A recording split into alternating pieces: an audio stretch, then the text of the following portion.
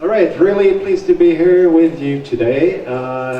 I've been to Greece before, never been to Thessaloniki though, and landing in Athens yesterday, I really felt a really good notion, a feeling of united with something from the past somehow. We always talk about the old Greek, and I hope I can give you something here so you can restore your book market and become the new Greeks. I started an audiobook company in 2006. We were a little ahead of our times because we decided right away to go digital.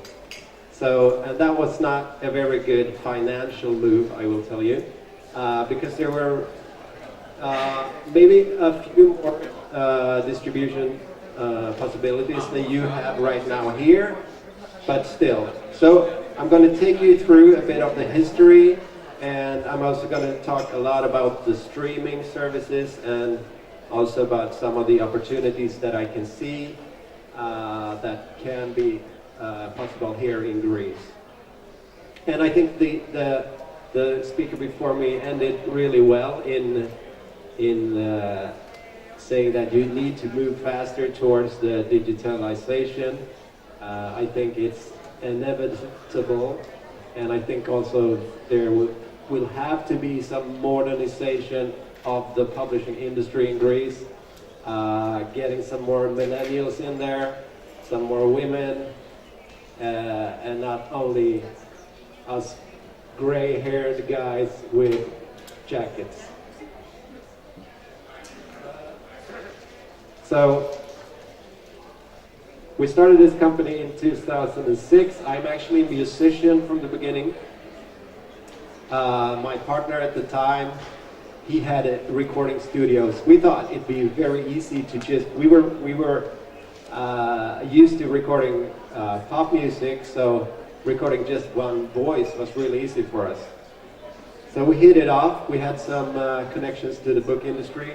We were not really book lovers, we read books, but we were more into the creative process of creating something new, working with these authors, and that has been sort of like the red thread all the way to where we are today.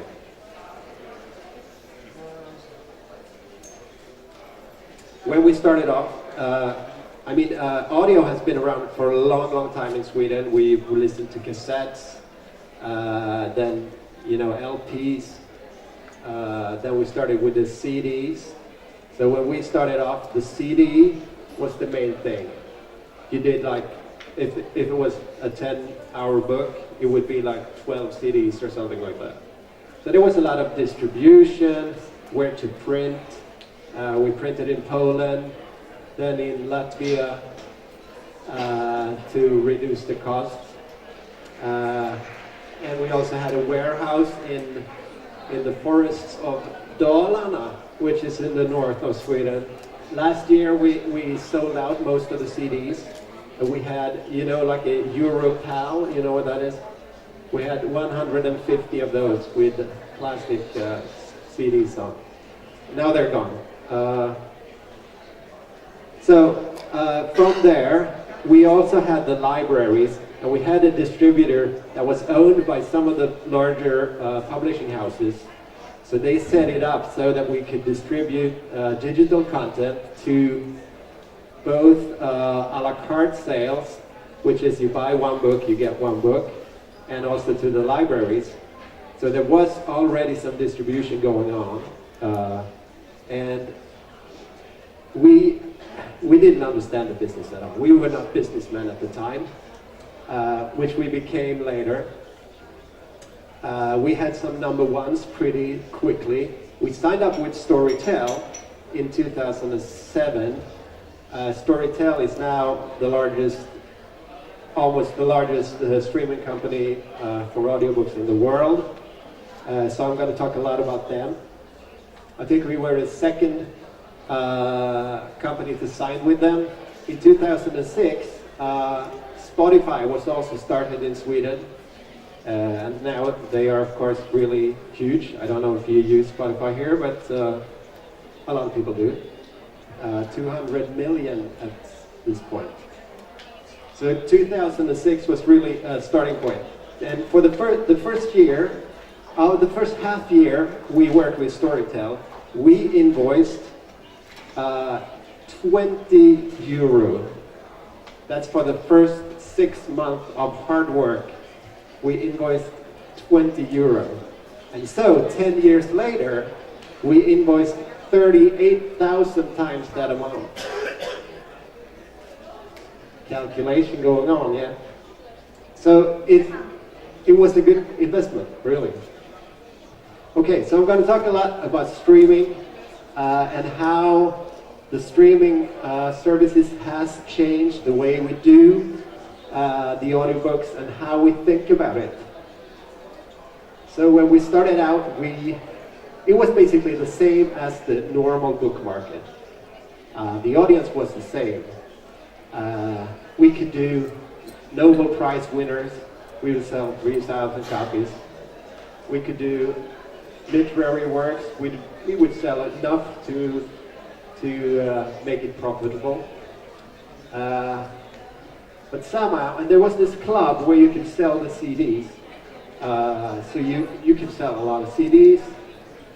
But then, along the years, it shifted. So we went from, as where it is today, nothing really literary would sell a lot. And that's a pity, and I hope it will get back to that, but then we would need even more listeners, I think. So, from the beginning, we did everything we could get a hand on. We bought rights from agents, from other publishers. Nobody really wanted these audiobooks anyways, so we could buy the rights. We either did licensing deals with the publishers, or we just bought the right from the author, or whatever. So fairly quickly we had a mass of books. We were not really fast back then because we did everything ourselves. We were the studio, we did the finance, we did the covers, we even took the photos to the covers. So 2 guys, we ran this company.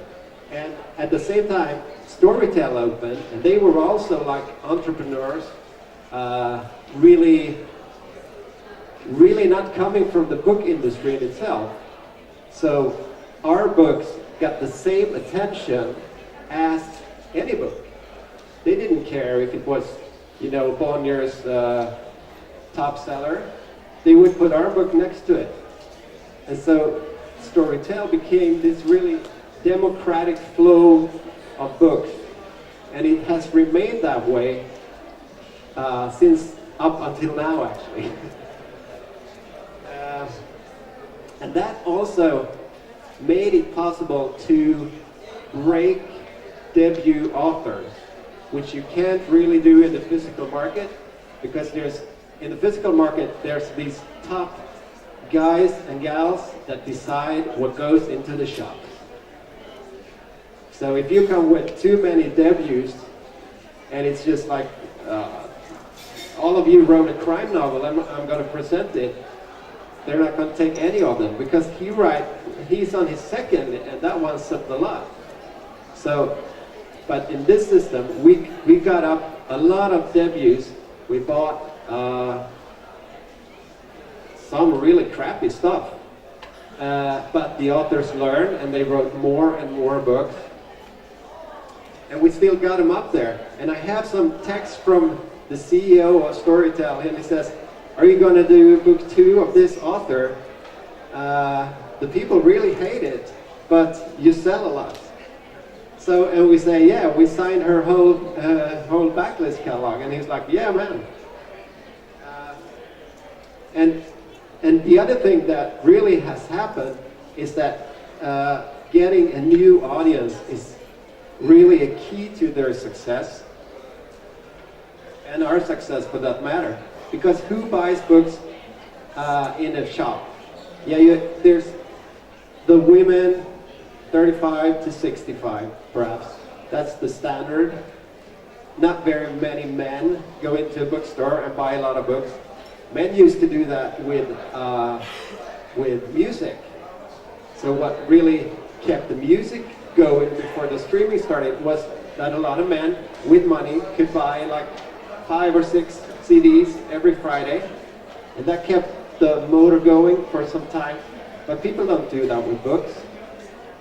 So the bookshops are disappearing one after the other. That's for Sweden as well. So they have to think, get new ways of doing this.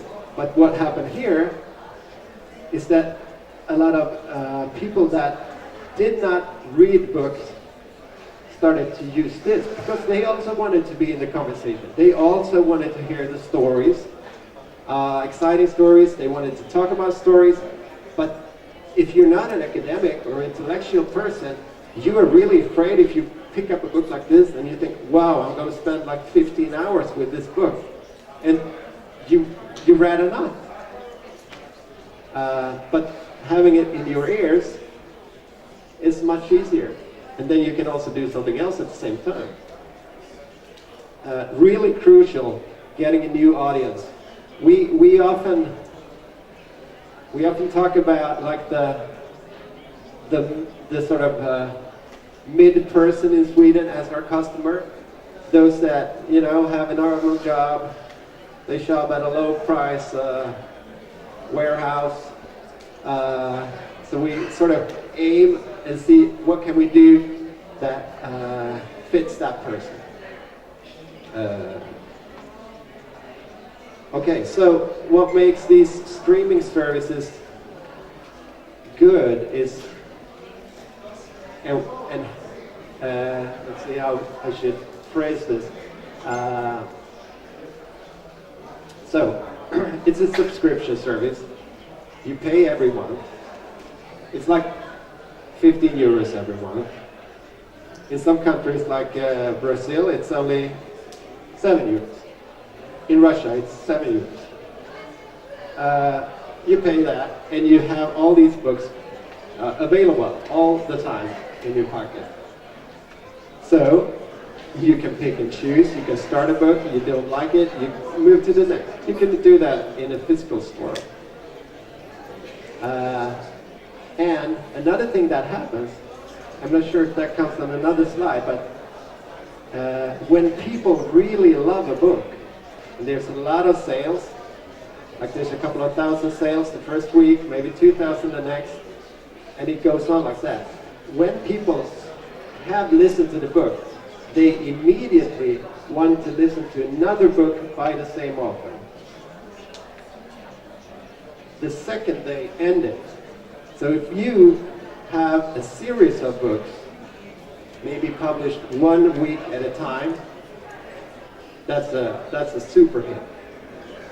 We did that with one book last year, and we sold 100,000 books. And they were actually published in the beginning of the 2010s. So that's the thing that you can do. I always try to steal things from other media businesses, especially the music industry where I come from.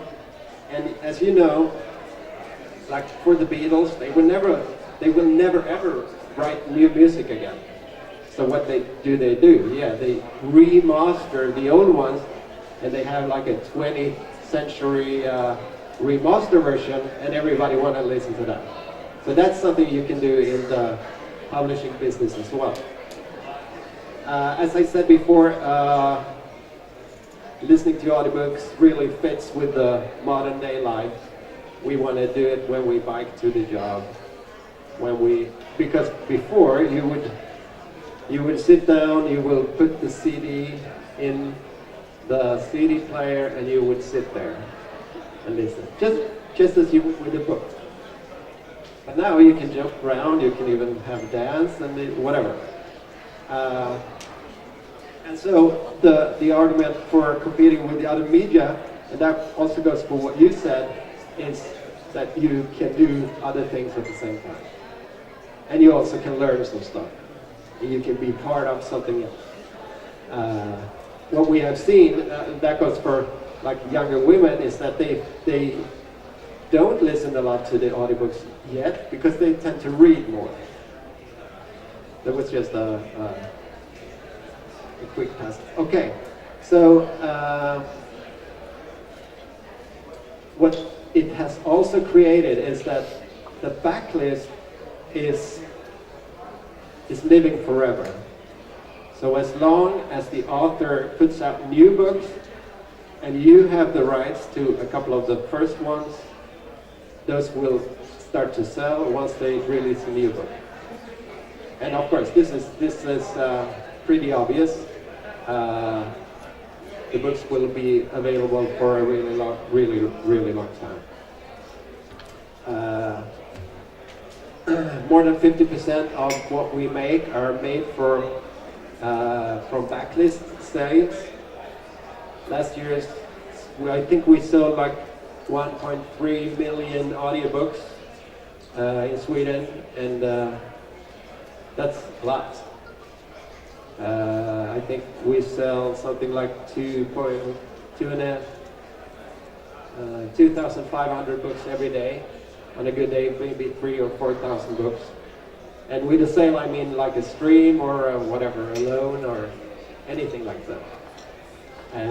Series are really good. We just had 3 top 10 books that were actually released a couple of years ago, and then we rebranded them and released them with 1 week apart, as I said, and they're all in the top 10. And that they were released like 3 weeks ago, and they probably have sales of about 10,000 or something like that. And once the audience really gets into it, they get really addicted. They need their book, they want their book, and so they drive to their jobs and they sit in their cars, and they just need to listen to the chapter to end, and then they go to work, and then they're really eager to go home because then they get to listen to the next chapter. And a really big, there's been a really big argument about front and back list. So our standpoint is that there is no distinction between back and front list. We want the same pay whether it was released yesterday or 10 years ago. But a lot of the models are based on that you get more, like the first 6 months, and then substantially less later. And that's just a calculation question, but I like to keep it pretty smoothly. And also, if you look at the music industry, why should something released yesterday cost more than a classic? Like the Beatles, for instance. So feel free to ask me things while I speak. I'm just rambling on, yeah.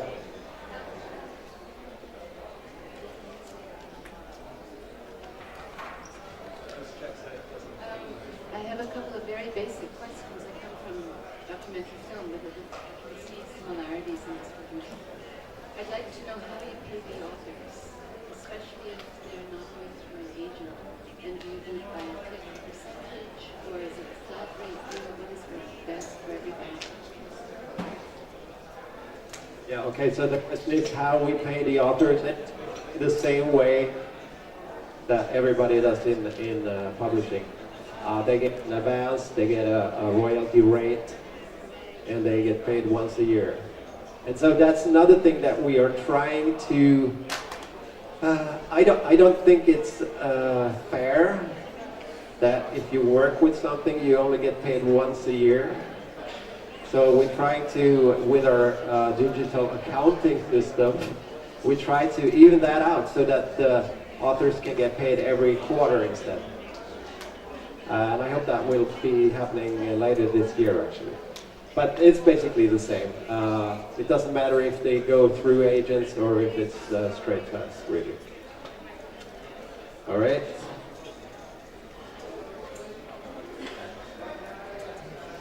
So the markets are really moving really fast, And so we also have to move really quickly and learn how to handle new challenges.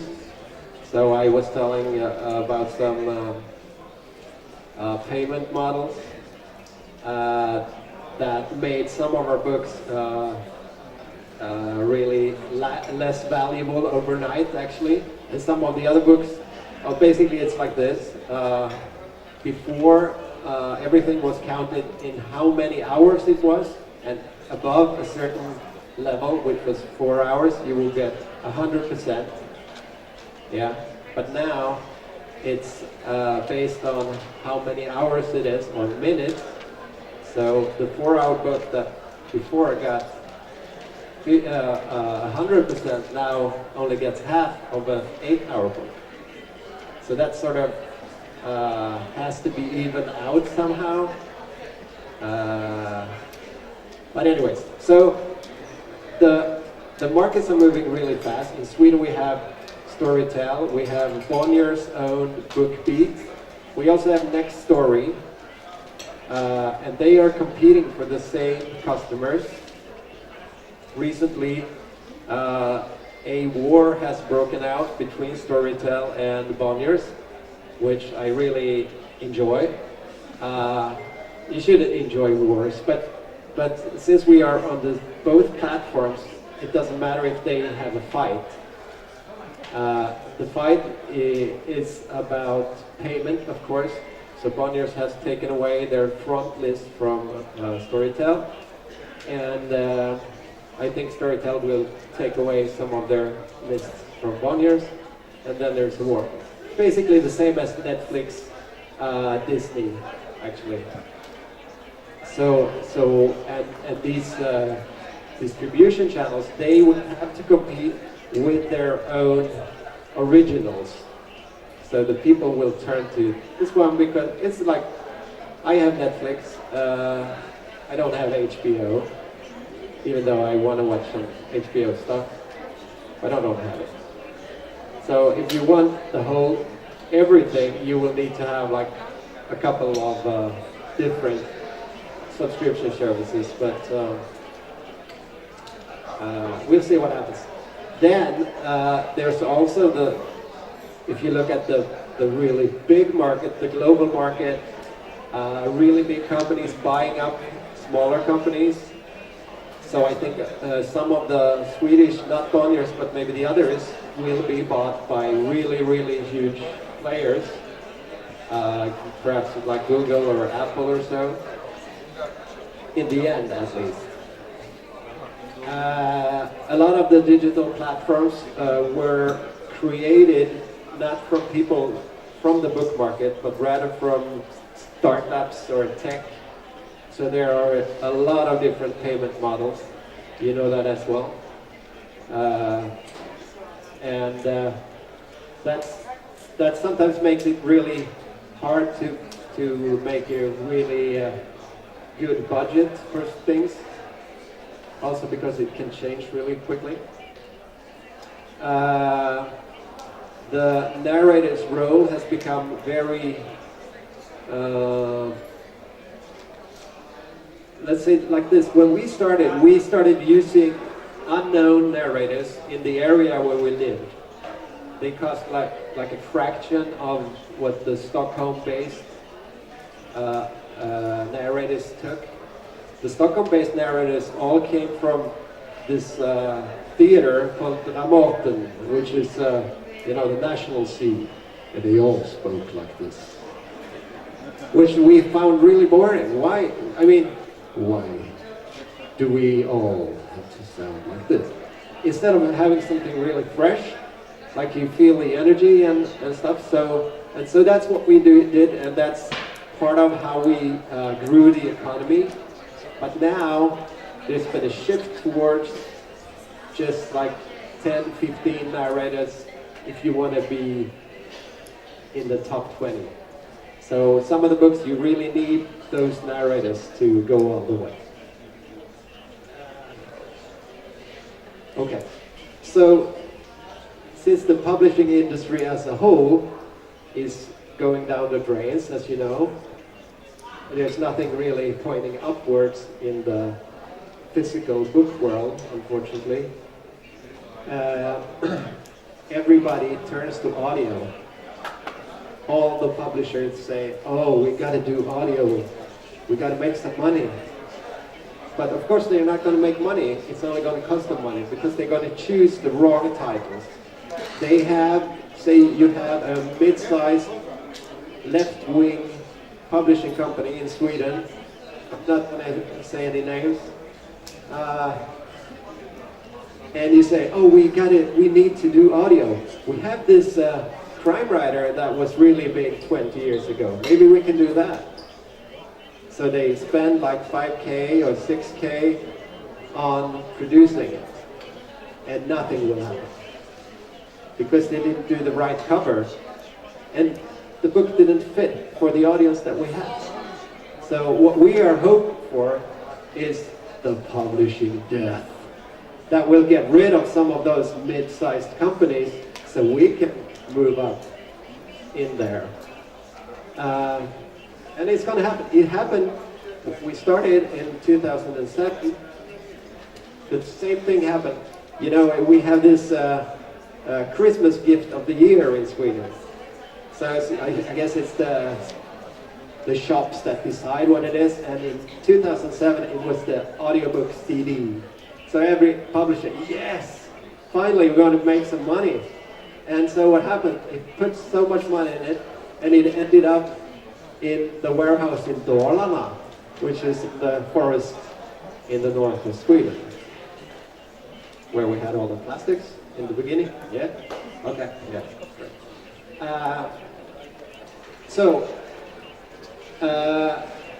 Maybe you can feel it, but we are really trying to move the book industry maybe towards the film industry a little bit, so we can produce stuff that people really want, making it happening a bit, okay? And so we started with this, we call it Audio First. It's also pretty big in the States. We just go directly to audio. Sometimes it works, sometimes it doesn't. Okay, and here are some opportunities. They are pretty obvious. If I was sitting in the audience, I would probably get some investors, copy one of the big streaming services in China, and then just go for it. I would also buy a lot of content, specifically crime, romance, feel good, and a bit of non-fiction, because people think they will change when they listen to book, but most of the time they don't. So buy a lot of content, and of course do what other has done successfully. Look at the music industry. What happened?